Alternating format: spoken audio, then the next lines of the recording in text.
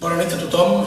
En primer lloc, moltíssimes gràcies als que heu organitzat aquest acte, la gent de l'Assemblea, de l'Òmnium, dels CDRs, dels avis i les àvies, tanta gent que vol col·laborar a tirar endavant el projecte que hem fet possible el dia 1 d'octubre.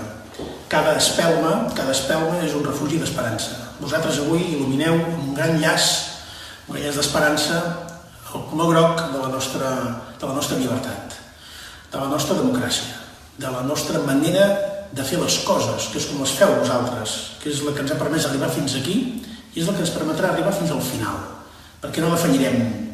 Per més dificultats que hi hagi, per més repressió, per més injustícia, de gent a la presó, de gent a l'exili, de gent amenaçada, de gent que se sent perseguida, de gent que no se sent lliure d'expressar les seves idees, per més repressió que hi hagi, no podran apagar totes aquestes espelmes que porteu dins vostres, la claror de les quals us asseguro que es pot veure també des de Brussel·les. Us animo a continuar. Nosaltres no defallirem.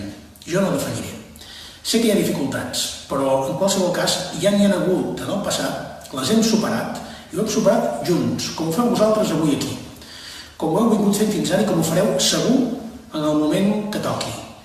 Per tant, gràcies de tot cor, gràcies. La vostra llum ens il·lumina el camí i esperem estar a l'alçada de la vostra dignitat i poder també continuar endavant amb aquest projecte de país millor, de país nou, per aquí, per tothom, sense excepcions, pels 7,5 milions de catalans.